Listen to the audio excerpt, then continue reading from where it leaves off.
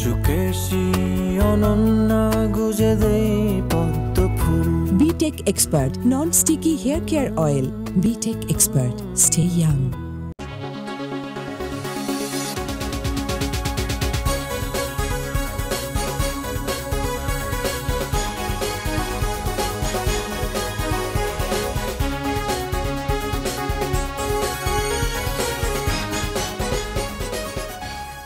প্রিয় দর্শক, আপনাদের সবাইকে সাদর আমন্ত্রণ জানাচ্ছি BTech expert hair care oil আমার আমিতে। আমি সারিকা। সারাদিন আমাদের নানা ধরনের ব্যস্ততা থাকে এবং এই কাজের পরে একটা ভালো গান শুনলে মনে শান্তি ফিরে আসে। আমার আজকের অতিথি একজন সুগায়িকা। তার গানের ক্যারিয়ার খুব বেশি দিনের না হলেও অল্প দিনের ব্যবধানে তিনি জয় করে নিয়েছে জাতীয় পুরস্কার সহ নানা সম্মাননা। আমি যার কথা বলছি তিনি আমাদের সবার প্রিয় কণ্ঠশিল্পী ঐশী। কেমন আছো? আলহামদুলিল্লাহ আপু, আপনি কেমন আছেন? আমি খুব ভালো আছি। You are looking very pretty. Thank you. You too. Thank you. আচ্ছা, সম্প্রতি একটা গান রিলিজ হয়েছে তোমার, সেটা হচ্ছে আমল নামায়। সো সেটা নিয়ে আমাদেরকে কিছু বলো। আমল নামায় লোভের পাংখা গানটা আমি করেছি। তো আমার ক্ষেত্রে যেটা হয়েছে, আমি মোটামুটি ফোক, একটু রক মেলো, ফোক রক মানে ব্লেন্ডিং, এরকম বিভিন্ন ধরনের গান, মেলোডিয়াস গান সবই আমার গাওয়া হয়েছে। বাট লোভের পাংখা গানটা হচ্ছে আইটেম সংও না, আবার মেলোডিয়াসও না, মানে একটু রসালো একটা গান। এটা আমার জন্য একটু ভিন্ন ধারার ছিল এবং যেহেতু স্ক্রিনের অনেক অনুভূতি গানটার মধ্যে আমাকে দিতে হচ্ছিল, তো সব কিছু মিলে আমি এই কাজটা করতে খুব উপভোগ করেছি এবং আমার মনে হয় যে অলরেডি তো আমরা দেখেছি আমলনামা প্রকাশ পেয়েছে এবং মজার ব্যাপার হচ্ছে আমি যাকে বলছি তিনিও আমলনামায় আছেন। সারিকা আপুকেও আমরা আমলনামায় দেখতে পাচ্ছি। তো আপনারা সবাই দেখবেন আমলনামা এবং আমলনামায় আমার গানটা শুনবেন আর অবশ্যই জানাবেন কেমন লাগলো গানটা। এবং আমার বিশ্বাস যে আমার যে কাজগুলো সবাই পেয়েছে তার মধ্য থেকে একটু আলাদা একটা কাজ সবাই পেতে যাচ্ছে ইনশাআল্লাহ। আচ্ছা, তো প্রথমে যখন তোমার কাছে আসলে এই প্রপোজালটা আসলো এবং গানটা তুমি দেখলে বা শুনলে, তোমার অনুভূতি কী ছিল? আমাকে প্রথমে নিধি ভাই গানটা বানিয়েছেন। নিধি ভাই আমাকে বললেন যে একটা গান বানাচ্ছি, কিন্তু আমার মনে হয় গানটা তুমি গাইলে খুব মজা হবে, গানটা তুমি একটু শোনো। তারপর আমাকে ভাইয়া গানটা পাঠালেন হোয়াটসঅ্যাপে এবং গানটা শুনলাম। গানটা শোনার পরে আমার কাছে মনে হলো যে গানটার মধ্যে মানে ভয়েস নিয়ে খেলার অনেক জায়গা আছে, লাইক মানে গলা দিয়েই আমি অ্যাক্টিংটা করতে পারবো, এরকম অনেক স্কোপ আছে আমার গানটা শুনে যেটা মনে হয়েছিল। যদিও নিধি ভাই খুব বাজে একটা ভয়েসে গানটা পাঠিয়েছে আমাকে। নিধি ভাইয়ের গাওয়াটা ছিল খুবই মজার, মানে ওনারটা থেকে আমি মেসেজটা রিসিভ করার চেষ্টা করছিলাম যে আচ্ছা গানটা কিভাবে গাইতে হবে। তারপর আমি বাসায় প্র্যাকটিস করলাম এবং ভাবলাম যে না, গানটা ভালো কিছু হবে। আর রায়হান রাফি ভাইয়ের প্রজেক্ট মানেই তো ওনার প্রজেক্টের মধ্যে কিছু একটা থাকে, ধামাকা, একটা আলাদা এক্সেপশনাল কিছু না কিছু থাকে। সব কিছু মিলে মনে হয়েছিল যে এই কাজটা আমি করলে ভালোই হবে, তো করে ফেললাম, হয়ে গেল। সেই গানটাকে আমরা একটু 2 লাইন শুনতে পারি? হ্যাঁ, 2 লাইন গাই। কি ব্যথা গোপনে রাইখা যায় রেশ, ছুইলে লাগে ভালা ঘন কালো কেশ, ভাবতাছো কি মনে কি এরা বেশ, কট খাইলে শেষ, শেষ সবই শেষ, ধোকা ধোকা বন্ধু খাইছো কি ধোকা, বন্ধু আয় আমার তুমি একখান বোকা, লোভের পাংখা মেলায় আকাশ ছুঁইতে চাও যারা, পাংখা ভাঙ্গা গেলে উড়বো কি তারা, লোভের পাংখা মেলায় আকাশ ছুঁইতে চাও যারা, পাংখা ভাঙ্গা গেলে উড়বো কি তারা। কও না? বাহ, চমৎকার। একটু ডিফারেন্ট। তো আমরা যদি একটু প্রথম থেকে জানতে চাই যে জার্নিটা অ্যাকচুয়ালি কিভাবে শুরু হলো এবং গান শেখা কবে থেকে? আমি 4 বছর বয়স থেকে গান শেখা শুরু করেছি, মানে আমি প্রায় 25 বছর হলো আমার গান শেখার বয়স। এবং আমার গানের হাতে খড়ি আমার মায়ের কাছে হয়েছে, তারপরে প্রাতিষ্ঠানিক শিক্ষা শুরু হয়েছে এবং তখন থেকেই আসলে গান আমার লাইফের একটা অন্যতম পার্ট, মানে আমার রক্তে রক্তে গান। এবং রক্তে রক্তে অন্য সেন্সেও বলা যায়, কারণ আমার বাবা মা দুজনেই সাংস্কৃতিক কর্মকাণ্ডের সঙ্গে সবসময় জড়িত ছিলেন।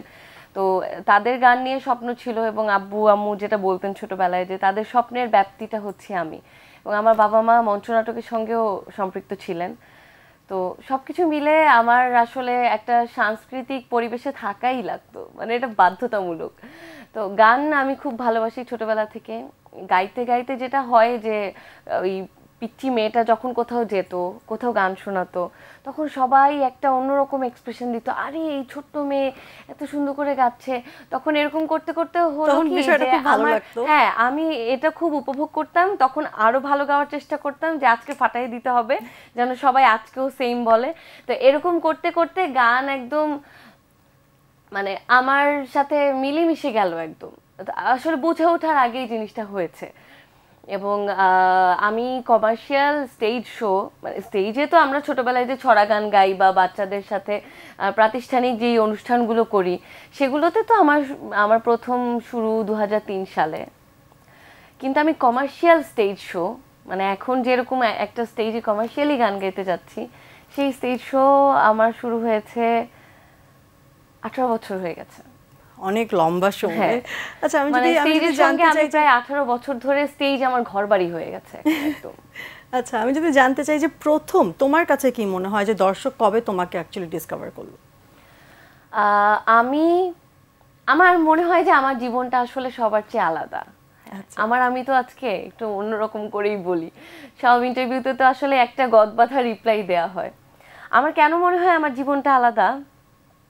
কারণ আমার মনে হয় না যে কেউ গান শেখা শুরু করে তারপর আবার কমার্শিয়াল লাইফ শুরু করে দেয় এত ছোটবেলায়, এবং স্টেজ শো করতে করতে ওই সময়ই জনপ্রিয়তার স্বাদটা পেয়ে যাওয়া, এই সব কিছু আমার মনে হয় যে আল্লাহ হয়তো আমার কপালে লিখে রেখেছিলেন। কারণ আমি যখন 2006-এর শেষ এবং 7-এর শুরুতে কমার্শিয়াল শো শুরু করি, তো তখন থেকে যেটা হতো, আমি কোথাও গেলে, একটা অনুষ্ঠানে গেলে তাদের পরবর্তী অনুষ্ঠানে একটা ডিমান্ড থাকতো যে ঐশীকে লাগবে। তো এরকম করতে করতে যেটা হয়, আমার নোয়াখালী শহর এবং নোয়াখালী শহর সহ আশপাশের যেই জেলাগুলো আছে এবং সেখানকার গ্রামে গঞ্জে বিভিন্ন জায়গায় যেতাম, সবাই বলতো এই তুমি ঐশী না, এই তুমি গান গাও না। মানে এই জিনিসটা আমার জীবনে অনেক অনেক বছর আগ থেকেই ঘটে আসছে। তখন হয়তো পরিসরটা ছোট ছিল, এখন আস্তে আস্তে পরিসরটা বড় হয়েছে। এখন জীবনটা মানে মাঝে মধ্যে মনে হয় যে আমার জীবনটা আমার না, আমি হয়তো আমার জীবনটাকে বিলিয়ে দিয়েছি। সেটা হয়তো তুমি তোমার এক্সপেকটেশনে থেকে অনেক বেশি ভালো সময় কাটাচ্ছো, এইজন্য হয়তো আমি অনেক ভালো সময় কাটাই। আমি এক একটা অনুষ্ঠানে যখন যাই, সবার আমার প্রতি ভালোবাসা, আমার প্রতি যেই মানে অনুভূতিটা তারা এক্সপ্রেস করে, আমার আর মাঝে মধ্যে বিশ্বাস হয় না, বলে এই জীবনটা কি আসলে আমার না। You deserve it. আমি তোমার কথায় কথা আসলে যেটা জানতে পারলাম যে ছোটবেলা কেটেছে নোয়াখালীতে, সেই বিষয় নিয়ে আমরা কথা বলবো, কিন্তু ছোট একটি বিরতির পর। দর্শক, ফিরছি বিরতির পর। 13 থেকে 15 সময়টা আমি একটা অন্যরকম বুস্ট পেয়েছি। এখন মানুষ ফেসবুকে বুস্ট করে, আর তখন আমি আসলে এই মানুষগুলোর কাছ থেকে বুস্টটা পেয়েছি।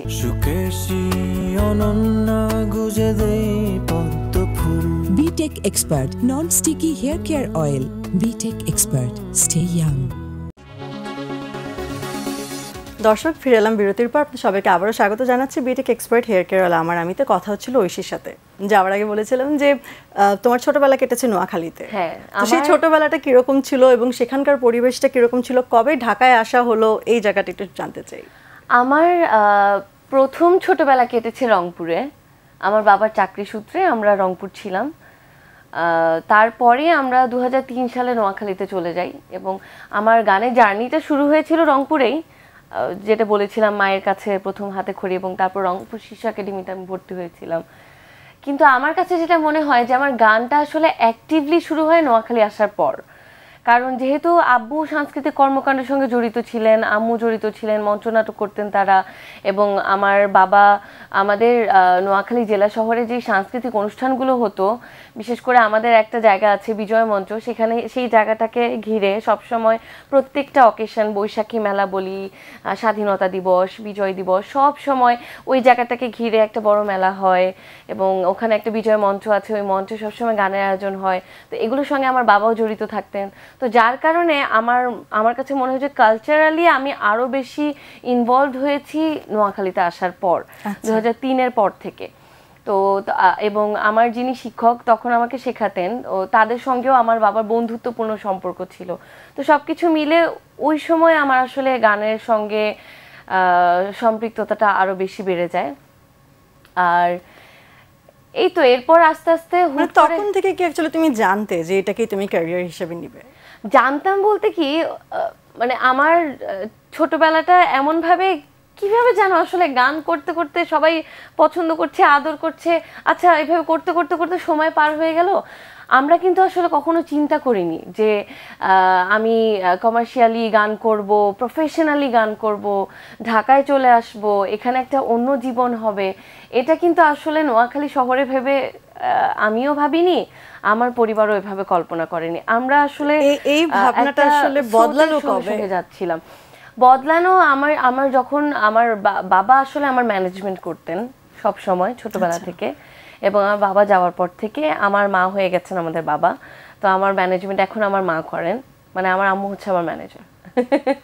তো আব্বু ম্যানেজমেন্ট করার কারণে তখন আস্তে আস্তে যেটা হলো, আমি যে বললাম যে আমি কমার্শিয়ালি অনেক আগে শুরু করেছি, তো আমি যখন 8, 9, 10 এই বয়সটাতে আসলাম, ওই সময় নোয়াখালীতে এক নামে মানে ডিমান্ড কারো থাকা মানে হচ্ছে কি ঐশী, সবাই ঐশীকে নিতে চাইতো।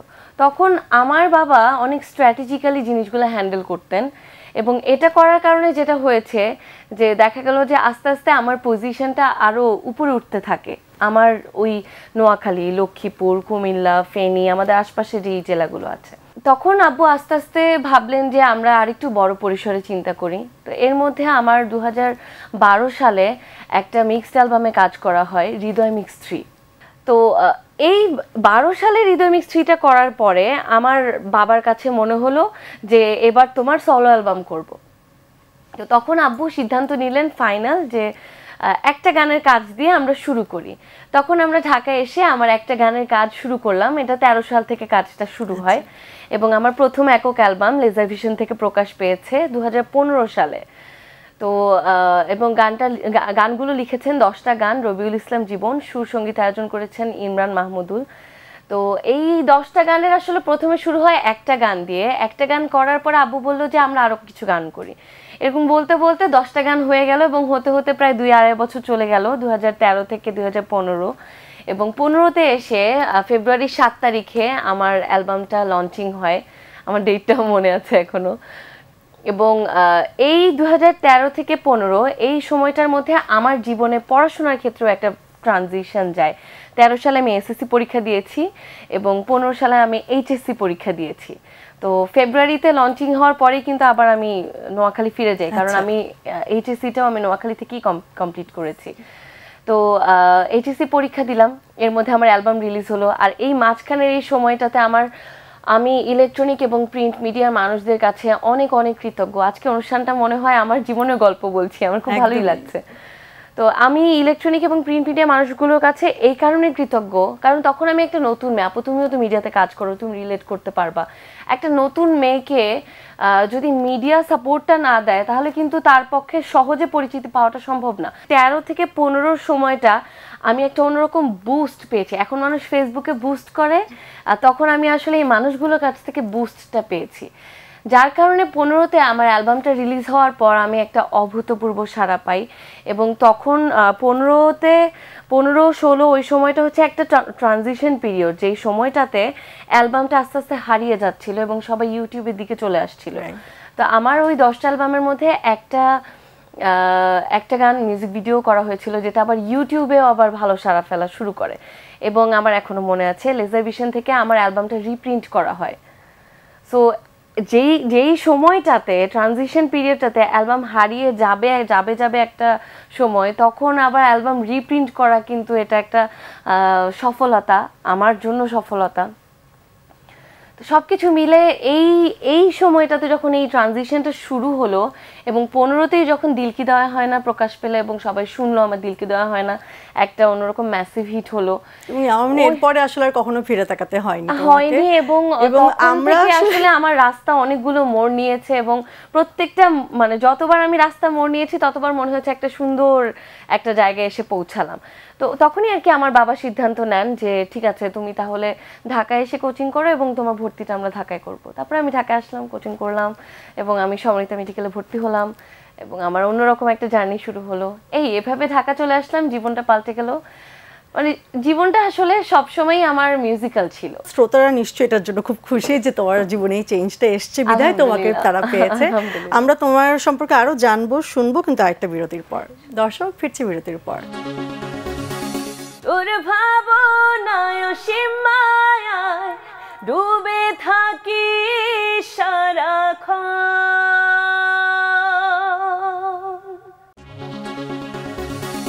দর্শক, ফিরে এলাম বিরতির পর। কথা হচ্ছিল ঐশীর সাথে। এবার একটু ব্যক্তি তোমাকে চিনতে চাই, জানতে চাই।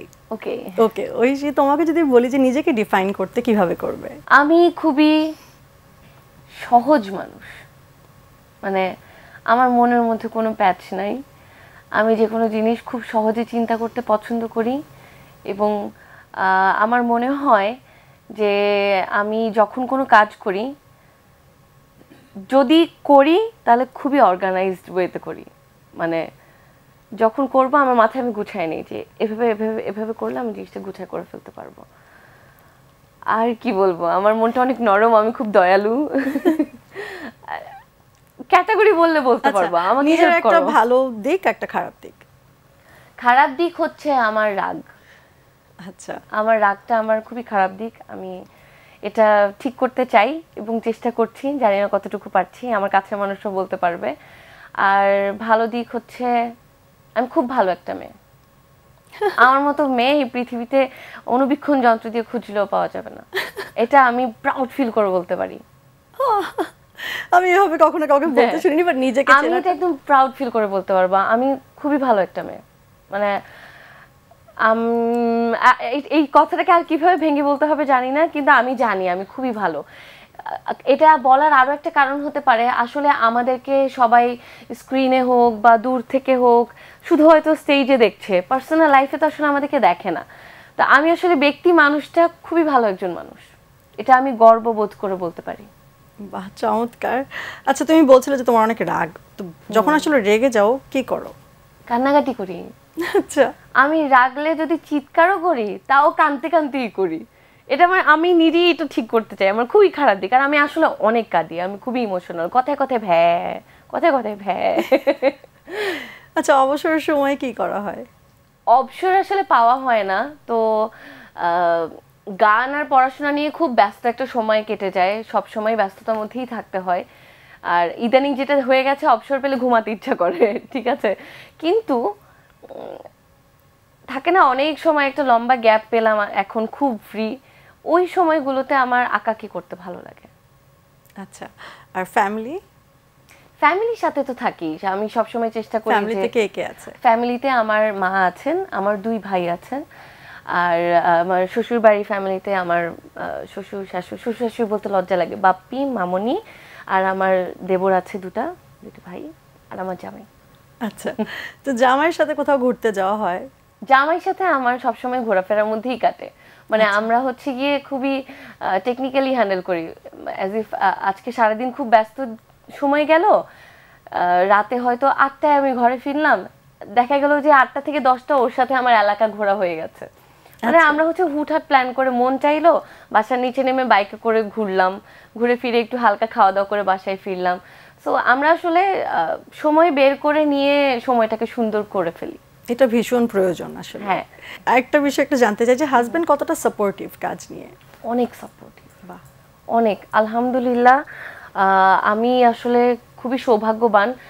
আমি সবসময় পারিবারিকভাবে খুবই লাকি একজন মানুষ ছিলাম, কারণ আমি মেডিকেল এবং মিউজিক দুটো একসাথে ম্যানেজ করে, এই যে দুটো প্রফেশনকে ক্যারি করে এত দূর নিয়ে আসা, এটা অনেক এক কথায় ইম্পসিবল। হ্যাঁ, কারণ আমি তো নিজে এখন চোখের সামনে দেখেছি যে এমবিবিএস লাইফে কি কষ্ট করে পড়াশোনা করতে হয়। তো আমার হোল লাইফটাই আসলে আমার ফ্যামিলি গাইডেন্সে হয়েছে। আমার বাবা মা ভাই আত্মীয় স্বজন, মানে আমার খালামণিরা, আমার নানুরা, তারাও অনেক সাপোর্ট করেছেন। কারণ আমার এমন হতো যে আমি যেহেতু বললাম যে কমার্শিয়াল লাইফটা আমাকে অনেক ছোটোবেলায় শুরু করেছি আমি, তো তখন দেখা যেত আমি শোতে যেতাম, তখন আমার আম্মু আমার সাথে যাচ্ছেন বা আব্বু যাচ্ছেন, তো যখন আম্মু যাচ্ছেন আমার ভাইরা তো ছোট, তাদেরকে হয়তো আমার খালামণি বা নানুদের দায়িত্বে রেখে যাচ্ছেন। তো আসলে আমি পরিবারের একটা অন্যরকম সাপোর্ট পেয়েছি। তো আমি যদি আসলে পারিবারিক সাপোর্ট না পেতাম আমার পক্ষে ক্যারিয়ার ক্যারি করা সম্ভব না। তো আমার হাজব্যান্ড ও তো মিডিয়াতে কাজ করে, ও যেহেতু অভিনয়ের সঙ্গে আছে, ও এই জায়গাটা চেনে জানে এবং বোঝে, যার কারণে আমার এবং তার আমাদের দুজনের কাউকেই আসলে প্রফেশনাল এবং পার্সোনাল লাইফ নিয়ে চিন্তা করতে হয় না। আমরা আসলে একজন আরেকজনের আমি বলবো যে ভালো বন্ধু, এবং দুই বন্ধু দুজনকে যেভাবে যাকে সাপোর্ট করতে হবে, দুজন পার্টনার যেভাবে একজন একজনকে সাপোর্ট করে ওভাবে সাপোর্ট করে ম্যানেজ করে নিই। ও যখন থাকে না তখন আমি ম্যানেজ করে নিচ্ছি। সো আমাদের আসলে পার্টনারশিপে চলছে এই। আমার আসলে আমি সত্যি অনেক লাকি, মানে আল্লাহর কাছে লাখো কোটি শুকরিয়া। তোমার সাথে কথা বলে ভীষণ ভালো লাগছে যে তুমি সবসময় এরকম হাসি খুশি, সবসময় এরকম ভালো থাকো। আমাদের সময় একদমই শেষের দিকে, কিন্তু যাবার আগে একটা গান শুনবো এবং তোমার জন্য একটা উপহার আছে বিটেকের পক্ষ থেকে। থ্যাংক ইউ আপু। ওয়েলকাম। দর্শক, আমি শিওর আপনাদেরও ভীষণ ভালো সময় কেটেছে, আমার যেরকম কেটেছে। এই পজিটিভ মেয়ের জন্য অনেক অনেক শুভকামনা নিয়ে আজকে এখানেই বিদায় নিচ্ছি, কিন্তু এখনই কোথাও যাবেন, একটা গান শুনতে শুনতে আমরা যাবো। আমার গান যখন গাইতে বলে না তখন আমি কনফিউজ হয়ে যাই কোনটা রেখে কোনটা শোনাবো, বাট আজকে একটা পছন্দের গান শোনাই, যদি আমি আর না থাকি। এই গানটা আমার নিজের গাওয়া, আমার খুব পছন্দের একটা গান এবং আমার নিজের শুনতেও ভালো লাগে গানটা। তো গানটা দু লাইন শুনাই। তোর ভাবনায় সীমায় ডুবে থাকি সারাক্ষণ, তোর মতো আর কেউ নেই আমার এত বেশি আপন, তবু ভালোবেসে যাব, বুকেতে আগলে রব, আসেও যদি মরণ। আর কাউকে পাবি না এমন ভালোবাসবে আমার মতন, আর কাউকে পাবি না এমন ভালোবাসবে আমার মতন।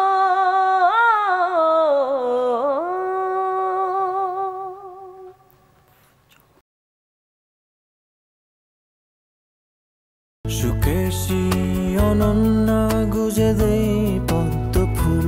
BTech Expert Non-Sticky Hair Care Oil. BTech Expert. Stay young.